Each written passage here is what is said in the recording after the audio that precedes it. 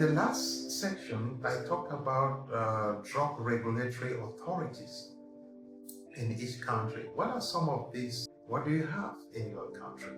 The WHO actually compiled a list of drug regulatory bodies, and they have it in on their website. I kind of took a look and I added some examples to those that I know. In Canada, for example, the drug regulatory body is Health Canada, and they have a drugs and health products department.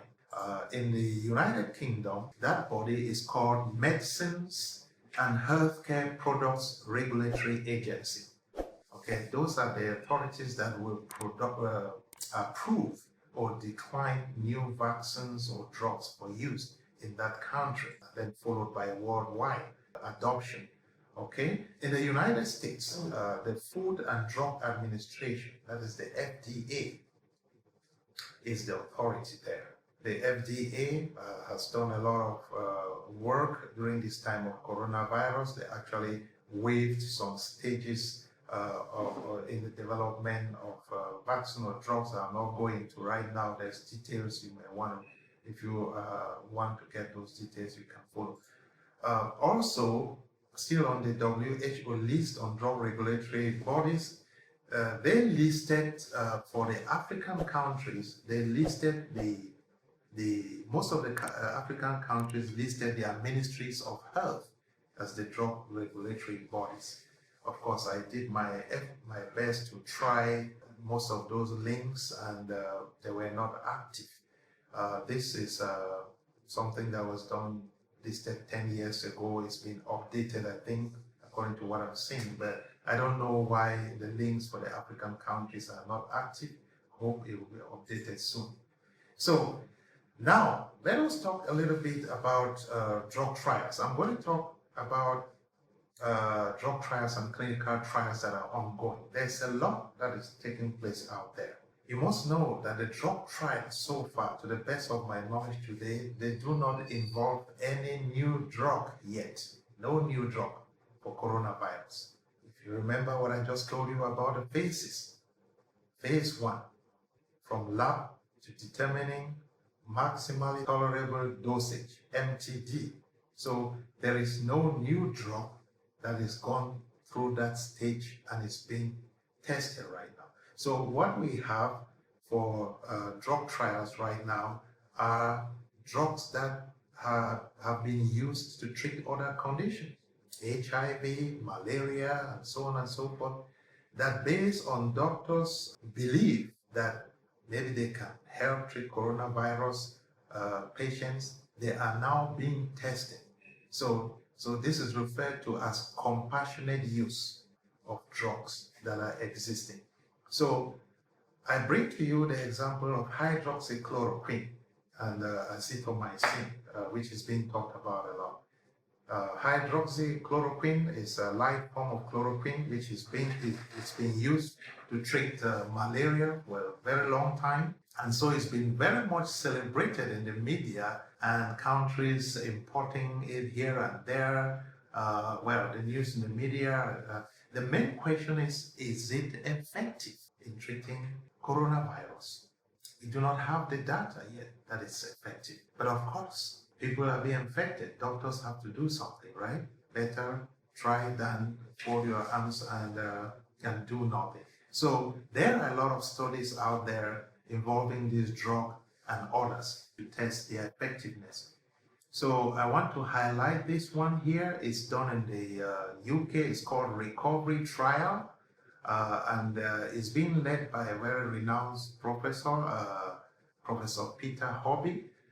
So the main question that they are looking at, a very simple question here, they are looking at whether does hydroxychloroquine or azithromycin, amongst other drugs, does it prevent a patient who is hospitalized, infected with coronavirus? Does it prevent that patient from dying? So this study is going to be, they're going to be giving some patients hydroxychloroquine or azithromycin or some other drugs that are not listed here, to see which one prevent a patient from dying during hospitalization. So you see that in this trial, it's going to be there's going to be several groups involved, and that's why I gave you the basics of the stages of clinical trials and what is involved. So Professor Peter Horby he was also involved in some of the Ebola trials several years ago in Africa. So just to mention, so you see this trial is a phase 2/phase 3 trial. So they're going to start with what? Testing efficacy and effectiveness of the drug and adverse events. There's going to be blinding, right? Several hundreds. After which they will move to several thousands. But I think because of the heavy burden posed by COVID-19, there's going to be massive recruitment for this trial, and the NHS, the National Health Service, is endorsing this. So I think recruitment will be very fast. And I think the Professor Horby has actually mentioned that we can anticipate some preliminary results in June. So wait and see. Let's wait and see. Will hydroxychloroquine or any of these other drugs provide relief to patients that are hospitalized, having been diagnosed with coronavirus? So who can participate in these trials? To participate, you have to be 18 years of age, you must be hospitalized, and you must have been diagnosed with coronavirus. 3 inclusion criteria: 18 years, hospitalized, diagnosis of coronavirus infection. So the target population here, they're targeting 5,000 patients across 165 National Health Services hospitals in the UK. So you see, it's a very large trial, fully funded. They can get that number. So just to mention here, as I said before, this trial, recovery trial, it's been approved ethically. So that means that the protocol has been submitted to a research ethics board, and they have looked at all the stages of recruitment, including consent and so on and so forth, and they have approved the study to go on. In fact, it's been approved by the East of England Cambridge East Research Ethics Committee. This is very important because when we get studies around our backyard, we want to be finding out such information. Which board approved the study? The study is also being registered. There are clinical trial databases. So this study is being registered so it can be vetted. It's in the open, it's in public. And these are some of the checks and balances that we have to know, especially when it comes, when we're talking about trials or studies in Africa. That's why I'm presenting this information. So we should know that these things are done in the open. The next thing I want to talk about is the vaccine trial. The last slide was on the drug trial. What about vaccine trials? Vaccine trials now, why can there not be a compassionate use of vaccines? Vaccines are developed for specific reasons. So they have to start from phase 1. That's why right now you've not heard a lot about vaccine trials that are going very swiftly. They are still under development. A couple of them are taking place. I think there is one, if it has not yet started, there's one that's going to be taking place in Germany. There is what I bring to you is going to be taking place in the UK. And in fact, it's called the COVID-19 Oxford vaccine trial. So this is taking place out of the UK. And what are the scientists going to study? They're going to assess new COVID-19 vaccine in healthy volunteers, starting with healthy volunteers. And therefore, this is a phase 1 to 2 trial. Phase 1, determining the maximally tolerable dosage. Then they can move to phase 2, which is having to test efficacy on a few hundred patients. So who can participate in this study? Healthy adults 18 to 55 years old who have not tested positive for COVID-19, and they have to be based in the UK. So this study, this vaccine trial, is going to take place in the UK. You have to be healthy, not diagnosed with coronavirus, and you have to be based in the UK. Again, they plan some massive recruitment of participants there. So worth noting for this clinical trial involving the vaccines that there is an incentive, which is common with clinical trials, especially starting at phase 1. Each volunteer to this study will receive 190 to 625 pounds to compensate for their time, depending on where they live in the UK. Okay, this trial has also been approved by the National Health Services Ethics Service. So it's been approved ethically to go ahead, and it's being registered. So this is what I can tell you for clinical trials to develop a new vaccine for coronavirus. Okay, and with this information, you get informed. Let's move on to the next section, which is to talk about, just to highlight some studies. So has there been no study that has come out with some conclusive results that we can share? Of course, there are. One of the studies that involved a drug study that I wanted to present to you was talked about in the media as well. It involves a drug already existing, so it has passed phase 3, right? A drug that is called Remdesivir. Remdesivir is a drug that is being that was involved in this study to see if it can treat coronavirus. Well, this study failed. How do we know? The data show that it fails. The WHO published preliminary data on this study. In fact, this Chinese study, it used 237 patients. Okay, this is coming from the WHO database. They recruited 237 patients. So they administered the medication, Remdesivir, to 158 of the patients. So that is the experimental group. They also, to the other group, the remaining 79 received a placebo. Because right now, there is no other standard, right? So they received a placebo, so the control group. So they followed these patients over 1 month, and they got some results. In fact, 13.9% of the patients that received the drug Remdesivir, they have died. On the other hand, those that were in the control group and did not receive the drug, 12.8% also died. So if you look at the percentages that died, 13.9% receiving the drug versus 12.8% not receiving the drug. So the question becomes, does it make a difference having this drug? And this is the basis of trials. This is the basis. Does it make a difference? If so, what is the difference?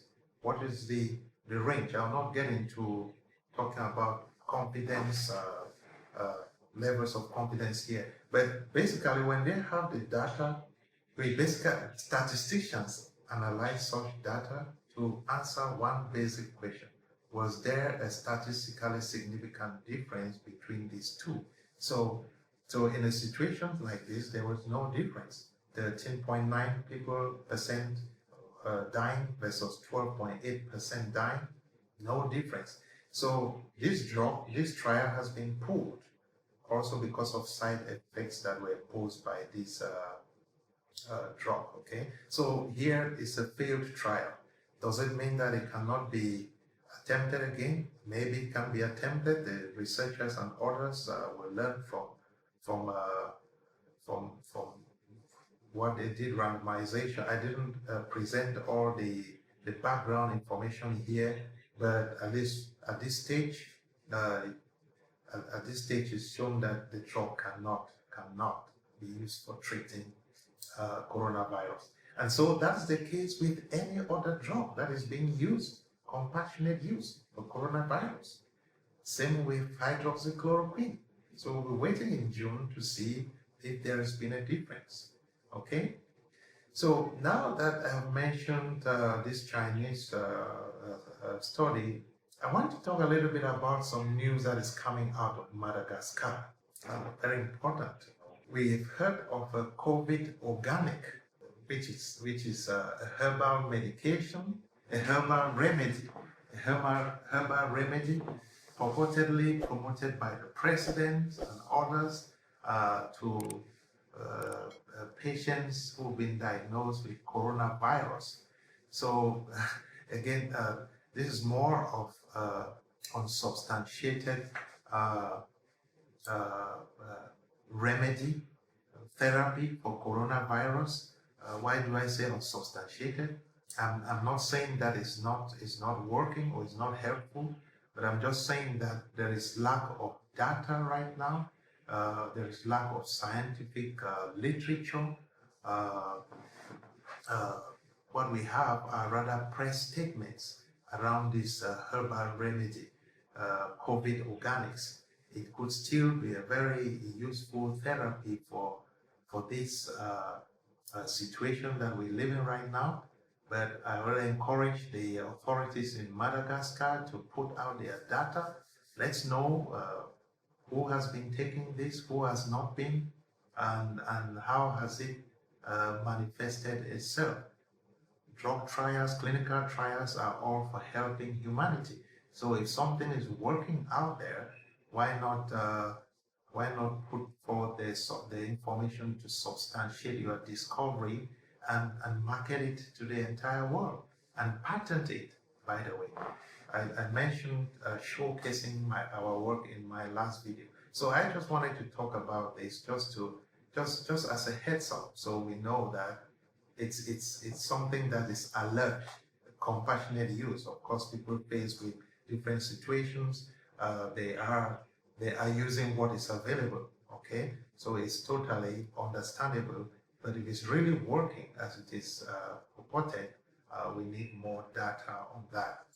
So now, with all what I've said, how then do you deciding to participate in a clinical trial if you were to be approached? So from this presentation, you've already learned a few things, the stages, whether it is approved ethically, and so on and so forth. What stage of the trial is, what is the presumptive benefit, and so on and so forth. There are lots of questions to be answered. Before you participate in a study, as such a clinical trial, of course, you have to know all of those questions, and you have to sign a consent. This is something you're dealing with human subjects. You have to consent. But this area of informed consent, it's another big topic on its own. So I'd like to talk to you separately in another video about informed consent and what is included in an informed consent form, and to really enlighten you so you can make informed decisions for yourself and for your family. Sometimes some of these studies are marketed through schools, primary schools, churches. Well, I know sometimes vaccinations through churches, but typically in Africa, you may just hear that there's something going on in a school, and parents have to decide whether their children get involved or not. So as we're doing this, I know that your level of information will be higher and higher, and you may be able to make those decisions. Just before I end, I want to remind you again to subscribe and share this video to others, so that you should not miss any other video that we put out there. Subscribe. Also, some other take-home information. Our website will soon be up. I know some of you have been looking at how you can communicate us. Our email, you can send us an email at info@empowerafricanow.com. info@empowerafricanow.com. Our website is under development, and as it goes live, I will keep you up to date. In preparing this information, I consulted a few resources. If you want to look at, Some of them are books that are right there. Some of them are also available on the web. I will make this presentation available on my Facebook page, EAN Research, EAN Research. So you can also consult it right there. So thank you very much for watching and have a nice day. I look forward to talking to you in the next video. Bye-bye.